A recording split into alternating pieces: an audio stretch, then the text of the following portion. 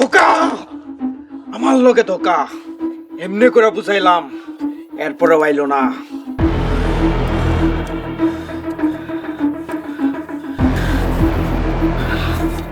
গুরু, আমার মনে হয় ওই মাইয়া আপনার চাল বুঝা ফেলাইছে। এত সহজে আমার চাল ধরার কথা না। আমার মনে হয় ঘটনা অন্য কিছু। তাহলে এখন কি করবেন?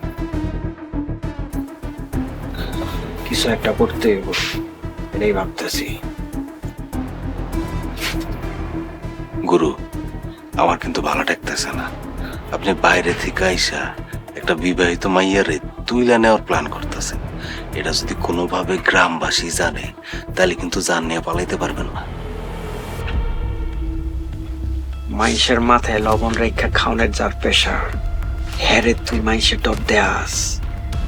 মানুষ ঠকানো এক জিনিস, আর মাইয়া নিয়ে কেলেঙ্কারি কিন্তু আরেক জিনিস।